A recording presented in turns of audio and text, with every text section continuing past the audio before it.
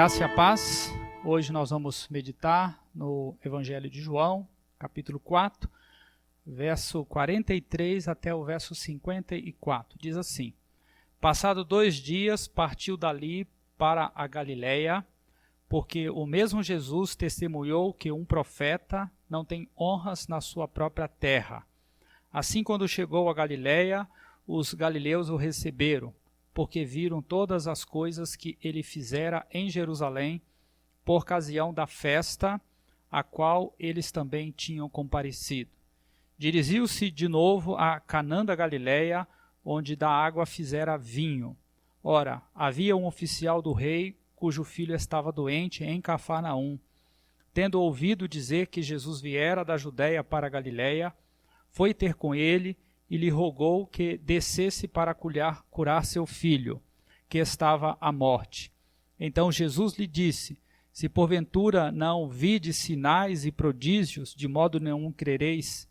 Rogou-lhes o oficial: Senhor, desce antes que meu filho morra. Vai, disse-lhe Jesus, teu filho vive. O homem creu na palavra de Jesus e partiu. Já ele descia quando os seus servos lhe vieram ao encontro, anunciando-lhe que o seu filho vivia.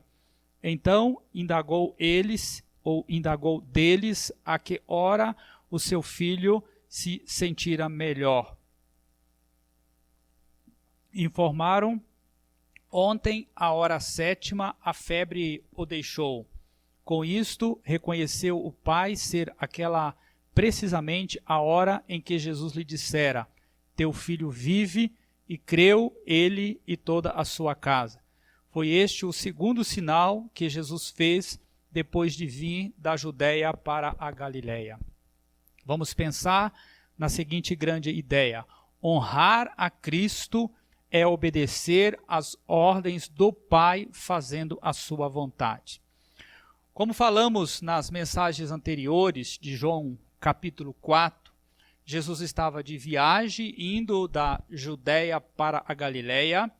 No seu plano de viagem incluía uma passagem por Samaria, pois ele queria encontrar uma mulher samaritana para ter uma conversa proposital para levá-la a crer nele.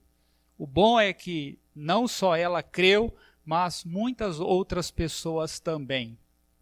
Jesus encarava as suas andanças como uma missão que precisava ser cumprida onde ele estivesse. Nessas andanças, Jesus ficava indiferente ao seu próprio cansaço, à sua sede, à sua fome e às suas necessidades pessoais. O que mais lhe importava era realizar as obras do Pai, e essa deveria ser a nossa prioridade também, fazer a vontade do Pai Celestial. Em João 14:12, Jesus disse que os seus discípulos fariam obras maiores do que as que ele fez. Aquele que crê em mim também fará as obras que eu faço e as fará maiores do que estas. Este e outros textos, como o Evangelho de Marcos, capítulo 16, que falam sobre os sinais da evangelização, têm sido mal compreendido pela igreja, pois defendem que nós faríamos milagres maiores que os feitos por Jesus. Não é nem um pouco coerente pensarmos que os discípulos de Jesus fariam obras maiores que o próprio Senhor Jesus. Pelo contrário, isso soa até mesmo como arrogante. Quando as Escrituras falam de obras maiores, está se referindo ao alcance dessas obras. Em momento nenhum da história da igreja, vimos milagres mais maravilhosos que os realizados pelo Senhor Jesus. Ao longo de toda a história, o que a igreja fez foi ampliar o alcance da mensagem de Jesus, levando-a às nações espalhadas pelo mundo afora. Devemos ter o alvo de continuarmos a alcançar outros povos, olhando para o exemplo de Jesus e dos primeiros discípulos. Depois de ter passado 2 dias em Samaria, Jesus parte para a Galiléia, falando que nenhum profeta tem honra em sua própria terra. Verso 44. Jesus enfrentou o mesmo problema com sua família e com o povo com o qual cresceu e viveu. Os seus próprios irmãos só foram crer nele depois da sua ressurreição. Há sempre o problema de acostumarmos e até desprezarmos alguém ou algo quando temos muito tempo por perto. A grande maioria sabe que eu gosto muito de pudim, mas eu não conseguiria comer pudim todos os dias. Depois de um mês comendo pudim, eu certamente passaria a odiar pudim. Isso aconteceu com o povo de Israel lá no deserto. No começo, o maná era joia. Com o passar do tempo, eles começaram a reclamar: maná todo dia, não aguento mais. Isso não acontece só com o que comemos. Temos a mesma reação com as pessoas que nos ministram ou com quem convivemos bastante tempo. Neste texto, Jesus se refere à Judeia, quando afirma não estar sendo ouvido em sua própria terra. Pois, embora ele tenha crescido na Galileia, tinha nascido em Belém, na Judeia, onde ele se encontrava ao fazer esta afirmação. No primeiro capítulo de João, Jesus disse que veio para os que eram seus, mas os seus não o receberam. João 1,11. Aqui ele acabou de vir de Jerusalém, centro da sua nação, e reconheceu que não receberia honra na sua terra. Em Mateus 10, 41, Jesus disse que aquele que recebe um profeta, porque ele é profeta, recebe recompensa de profeta.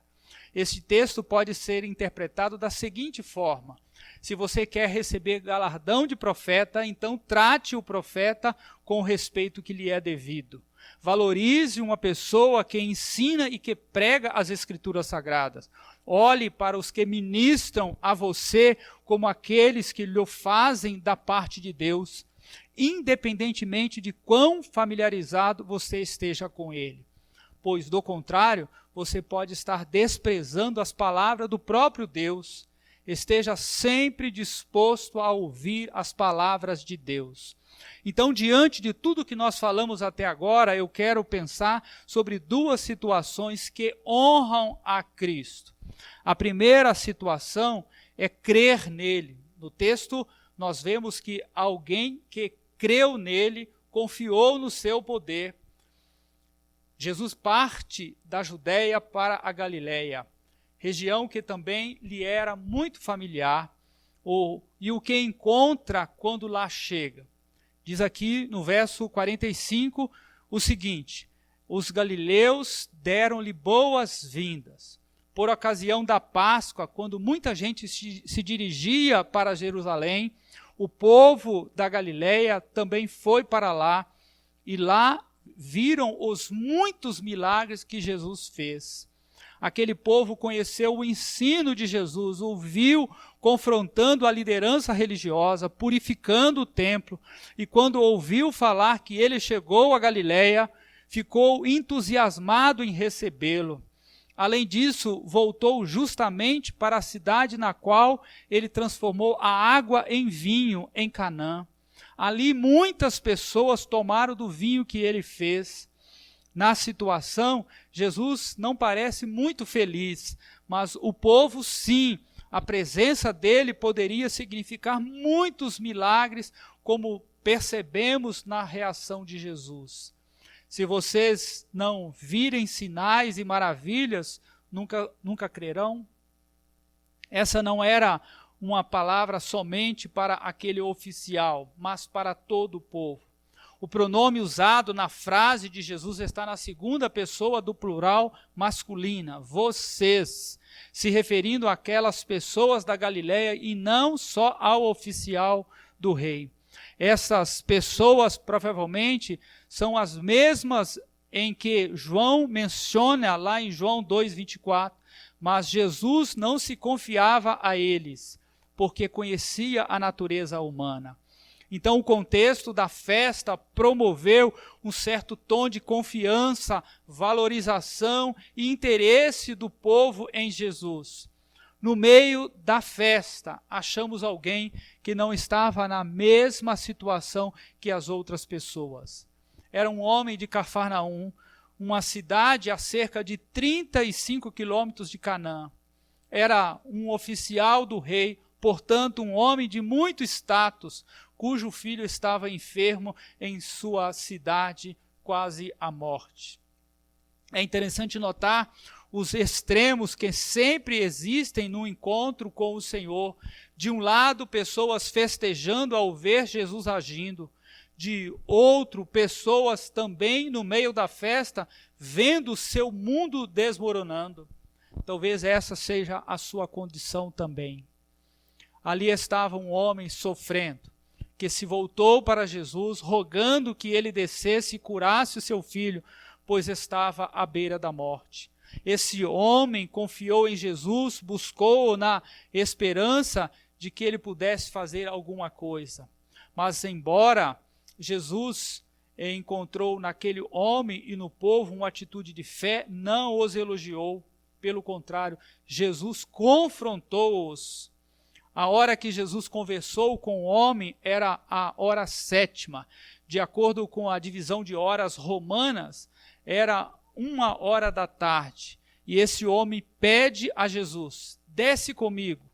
Eles estavam em Canaã e tinham que descer para Cafarnaum, que estava 160 metros abaixo do nível do mar. E Jesus responde: vai, o teu filho vive. O que esse homem fez? Se fosse hoje em dia, seria fácil. Pegaria um telefone celular, ligaria para sua esposa e confirmaria com ela se o seu filho estava bem. Ele creu na palavra que Jesus lhe dissera e partiu. Não viu nada e mesmo assim partiu. Só tinha 2 opções: crer ou não crer. Ele creu e se foi da presença do Senhor Jesus. No retorno, ao encontrar um dos seus servos, ele perguntou: a que horas meu filho começou a ficar bom? Os servos responderam: à 7ª hora. Foi exatamente esta a hora que Jesus falou com ele que o menino vive. Ele poderia pegar a sua charrete e dentro de 2 ou 3 horas estaria em casa naquele dia, em Cafarnaum. Ainda durante o próprio dia. Mas ele não fez isso. Ainda ficou em Canaã. Só no dia seguinte é que ele voltou para casa, achou seus servos no caminho e percebeu a ligação do momento da cura com o momento em que falava com o Senhor Jesus. Então, diz o verso 53, creram ele e todos os de sua casa. Ele creu quando foi a Jesus e pediu um milagre. Ele creu quando Jesus lhe disse: vai, e ele foi. E depois que percebeu como o milagre se deu, sem a necessidade de Jesus ter que ir em sua casa, ele creu outra vez. Jesus está nos convidando, queridos, a vivermos experiências de confiança e de vermos a mão dele atuando em nossas vidas. Vimos no testemunho desse homem o mesmo que vimos na vida dos samaritanos convertidos, lá no verso 42. Agora cremos não somente por causa do que você disse, pois nós mesmos temos ouvido e sabemos que este é realmente o Salvador do mundo. A evolução da crença daqueles homens que ouviram a mulher samaritana foi chegar à conclusão que Jesus era o Salvador. Ao ouvirem e examinarem as palavras do próprio Jesus, eles se apropriaram deste fato. No tempo em que eles estiveram com Jesus, durante 2 dias, eles puderam entender que Jesus ia à cruz e morreria pelos pecados deles, e então eles creram. O verso 54 diz: esse foi o segundo sinal miraculoso que Jesus realizou, depois de ter vindo da Judéia para a Galiléia.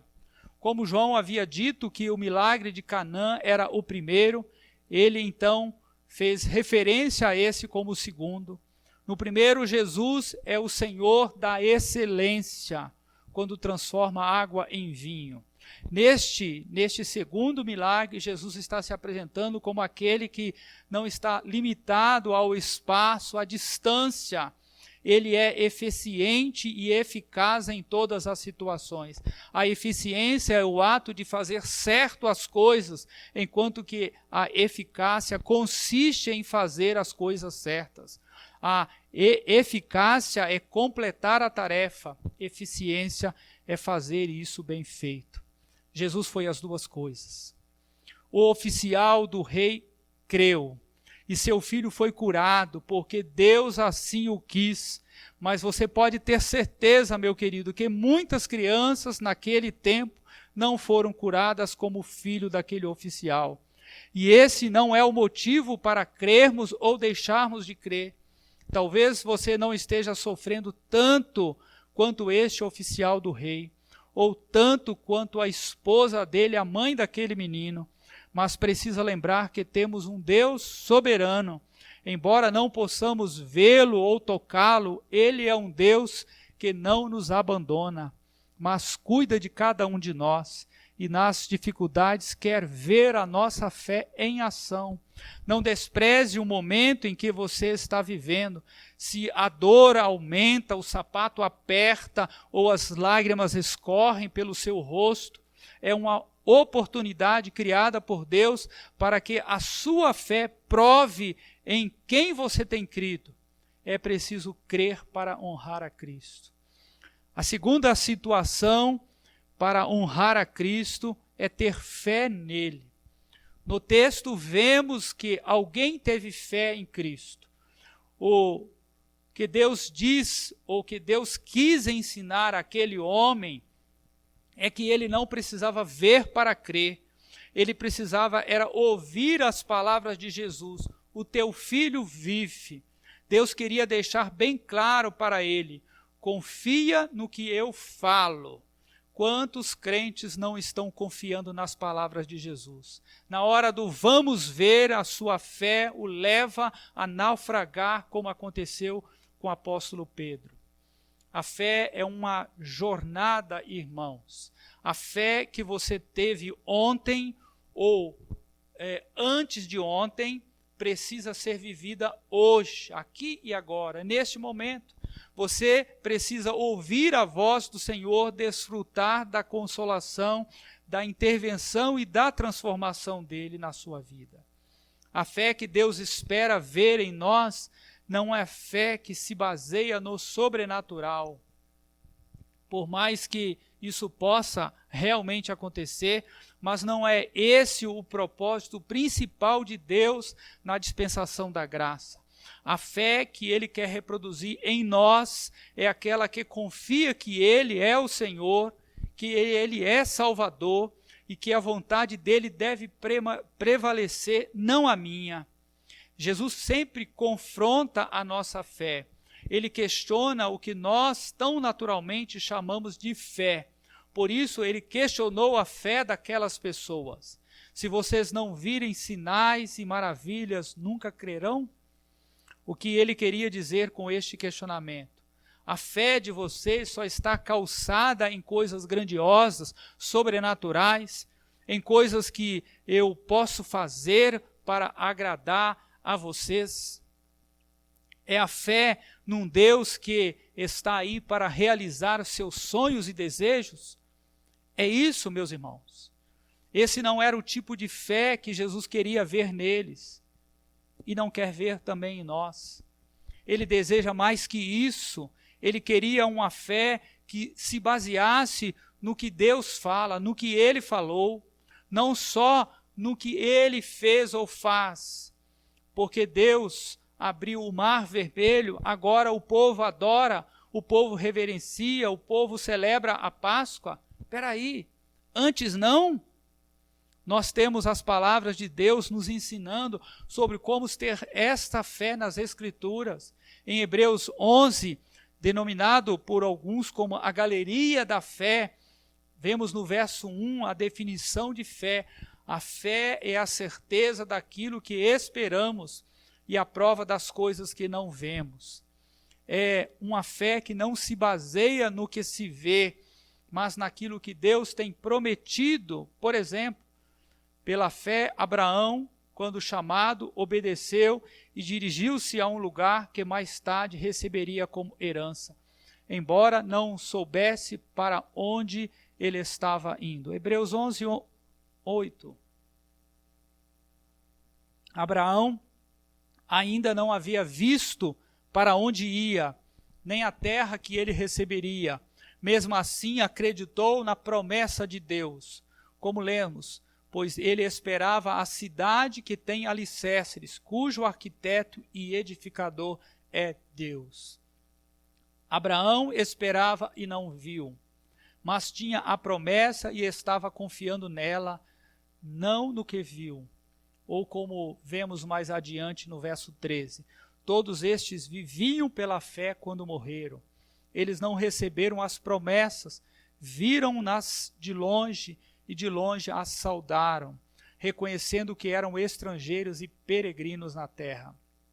O que isso significa, meus irmãos? Eles olharam para o que Deus revelou, para as promessas dele, e aquilo foi como uma visão para eles. Embora não tenham alcançado parte destas promessas, ainda nessa vida, eles morreram na certeza de que Deus ia cumprir a promessa feita. Outro herói da fé foi Moisés. Hebreus 11, 26 e 27 diz que ele considerou a desonra por amor de Cristo como riqueza maior do que os tesouros do Egito, porque contemplava a sua recompensa. Pela fé deixou o Egito, não temendo a ira do rei, e perseverou, porque via aquele que é invisível. Sua fé é grande o suficiente para depositar toda a sua confiança do presente e do futuro em Cristo, que você não vê. Moisés não viu, mas diante da revelação da promessa e da palavra de Deus, ele abriu mão de uma série de coisas no Egito, preferindo sofrer com o povo no deserto, confiou no que Deus falou. Ainda em Hebreus 11, no verso 39, diz que todos estes alcançaram bom testemunho por meio da fé. No entanto, nenhum deles recebeu o que havia sido prometido. Eles morreram crendo, mas não desfrutaram da promessa, pois ela é para um tempo posterior às suas vidas. Mesmo assim, viveram confiando nisso. Jesus estava confrontando o povo, pois queria levá-los a assumir a mesma fé dos heróis de Hebreus 11. O povo queria ter experiências que lhe impressionassem, e Jesus sabia disso. A fé gerada por espetáculo não sustenta a ninguém. A fé que Jesus busca nos seus deve ser independente do que se vê. Aquele pai demonstrou estar em pleno crescimento quanto ao seu tipo de fé. A palavra dele para Jesus foi: Senhor, vem antes que meu filho morra. Ao que Jesus reagiu: vai, disse-lhe Jesus, teu filho vive. O homem confiou na palavra de Jesus e partiu. Neste momento, vemos a disposição daquele homem em crer no que Jesus disse e não em vê-lo para fazer algo. Ele deve ter pensado: se ele está dizendo, ele então fará. Ele pensou assim porque ele passou a ter fé crescente. Eu citei no início que a grande ideia dessa mensagem é: honrar a Cristo é obedecer às ordens do Pai, fazendo a sua vontade. Honramos a Jesus quando cremos verdadeiramente nele, nas suas palavras, quando confiamos nossas vidas ao senhorio dele, quando exercemos a fé nele, principalmente nos momentos de desafios da vida, como o ocorrido com este oficial do rei. Talvez essa seja a sua condição, talvez você esteja experimentando neste exato momento algum tipo de prova, de sofrimento, de angústia na alma. Então, geralmente surge aquela famosa pergunta: por que Deus me deixa passar por isso? Será que é por causa de algum pecado que eu cometi? Em João 9, as pessoas perguntaram exatamente isso a Jesus: Mestre, quem pecou, este ou seus pais, para que ele nascesse cego? Muitas vezes associamos a ideia de sofrimento ao pecado, mas Jesus respondeu àquelas pessoas: nem este homem, nem seus pais pecaram, mas isso aconteceu para que a obra de Deus se manifestasse na vida dele. Quem crê e tem fé precisa estar ciente que pode morrer sem ver as promessas de Deus se cumprir, ou pode não compreender todas as coisas, mas nunca vamos aprender tanto quanto quando estivermos sofrendo. Nós queremos ter maturidade espiritual, ter muita fé, ter experiências íntimas com Deus, mas não queremos as provações. Mas o nosso Deus nos faz passar por estas situações, pois nelas podemos de fato confiar nele, não porque coisas sobrenaturais acontecem. Dessa forma podemos confiar em Deus, que mantém as suas promessas garantidas por ele próprio. Além disso, as situações difíceis nos dão chance para filtrar nossas motivações do coração, que é enganoso. Creia em Jesus, querido. Tenha fé nele, independente das circunstâncias. Que Deus vos abençoe em Cristo Jesus. Amém.